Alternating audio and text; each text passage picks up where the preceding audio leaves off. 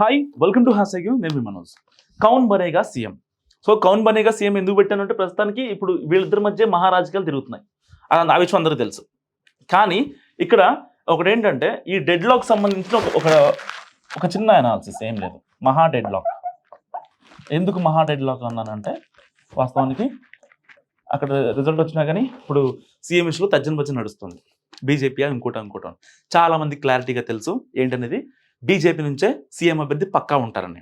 So ఇప్పటికే మరి already Eknath Shinde ఎవరైతే ఉన్నారో ఆయన కూడా చాలా క్లారిటీగా చెప్పారు. 2 ప్రెస్ మీట్ పెట్టి ఎప్పుడైతే నవంబర్ 23 రిజల్ట్స్ వచ్చాయో దాని తర్వాత చాలా క్లారిటీగా చెప్పారు. బీజేపీ అభ్యర్థి సీఎంగా ఉంటారు, బీజేపీకి నా తరపు నుంచి వచ్చే సపోర్ట్ చాలా గట్టిగా ఉంటుంది, ఇబ్బంది ఏం లేదు అని కుండబద్దలు కొట్టేశారు ఏక్నాథ్ షిండే.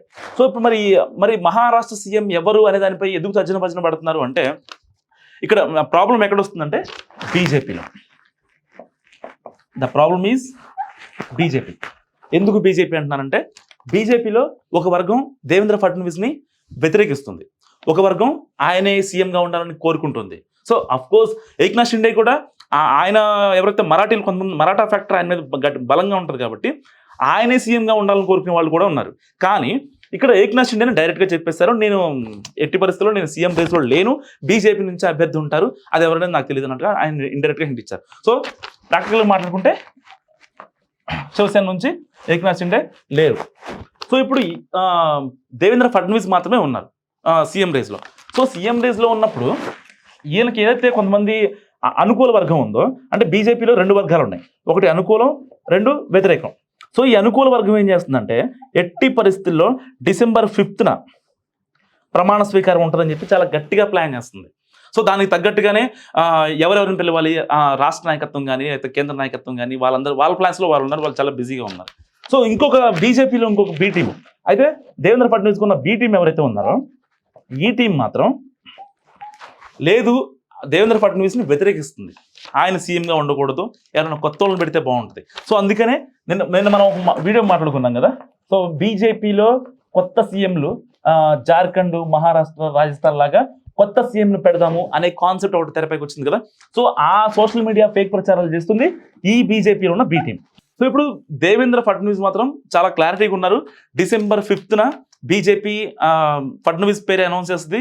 సో నాకు ఎటువంటి ఇబ్బంది లేదు, నేనే సీఎంగా రూల్ చేస్తానని చెప్పి చాలా క్లారిటీగా ఉన్నారు. అది అందరికీ తెలిసిన విషయం.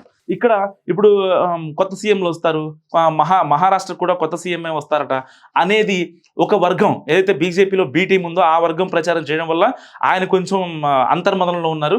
సో వాస్తవానికి ఒకవేళ కనుక బీజేపీ ప్లాన్ ఏంటంటే దేవేంద్ర ఫడ్నవీస్కి కనుక సీఎం పదవి ఇచ్చి కూర్చోబెడితే ఇక్కడ మరి ఏక్నాథ్ షిండే కూడా ఏదో ఒకటి ఇవ్వాలి కదా. సో ఆయన కొడుక్కి డిప్యూటీ సీఎం ఇచ్చి ఆయన్ని సాటిస్ఫై చేస్తారు. సో ఇలాంటి నేపథ్యంలో అసలు మహా డెడ్ లాక్ అనేది చాలా దేశవ్యాప్తంగా చాలా చర్చనీయాంశంగా మారుతుంది. సో ఇక్కడ ఇంకొక పాయింట్ ఏంటంటే ఒకవేళ అంటే బీజేపీ ఏ టీం ఎవరైతే దేవేంద్ర ఫడ్నవీస్ని వ్యతిరేకిస్తున్న వాళ్ళు ఉన్నారో వాళ్ళు ఏమంటారంటే దేవేంద్ర ఫడ్నవీస్కి నేషనల్ ప్రెసిడెంట్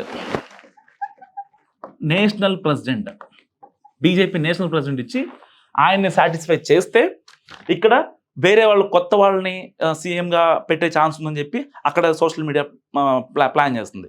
సో ఆ బ్లాబ్లా ప్లాన్స్ని పక్కన పెడితే వాస్తవానికి దేవేంద్ర ఫడ్నవీస్ అనే వ్యక్తి ఆర్ఎస్ఎస్ స్ట్రాంగ్ బ్యాక్గ్రౌండ్ ఉన్న వ్యక్తి, ఆయన దేశ రాజకీయాల్లోకి వెళ్ళే వ్యక్తి కాదు. అండ్ గతంలో కొన్నిసార్లు దేశ రాజకీయాల్లో మీరు ఎందుకు వెళ్ళరు అన్నప్పుడు కూడా ఆయన సున్నితంగా చాలా రిజెక్ట్ చేశారు. నాకు దేశ రాజకీయాలు నచ్చవు, ఆర్ఎస్ఎస్ వ్యక్తిని, నేను ఓన్లీ స్టేట్ పాలిటిక్స్ మాత్రమే చూసుకుంటానని చెప్పి కూడా చాలా క్లారిటీ ఇచ్చారు ఆయన.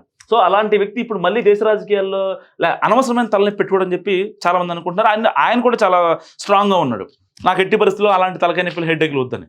సో సీఎంగా ఒక రాష్ట్రాన్ని చూసుకోగలడు, కానీ ఇటు ఎలాగో అలయన్స్ కాబట్టి కొన్ని కాన్సిక్వెన్సెస్ ఉంటాయి. ఇలాంటి నేపథ్యంలో ఇక్కడ ఉన్న థింగ్స్ని మానిటర్ చేసుకోగలడు, కానీ దేశ రాజకీయాల్లోకి వెళ్ళి అన్ని పార్టీలతో సమన్వయం అంటే కొంచెం ఆయనకి పెద్ద టాస్క్. సో ఇలాంటి నేపథ్యంలో ఇప్పుడు ఇతను కనుక సీఎం ఇస్తే ఈయన కొడుక్కి పక్కా డిప్యూటీ సీఎం ఇవ్వాలన్నది ఒక ప్లాన్గా తెలుస్తుంది. సో ఎవరికి డిప్యూటీ సీఎం ఇస్తే బాగుంటుంది, ఎవరికి సీఎం ఇస్తే బాగుంటుంది, మీరేమనుకుంటారో నా కామెంట్ రూపంలో తెలియజేయండి. చూస్తూనే ఉండండి హ్యాష్ ట్యాగ్ యూ.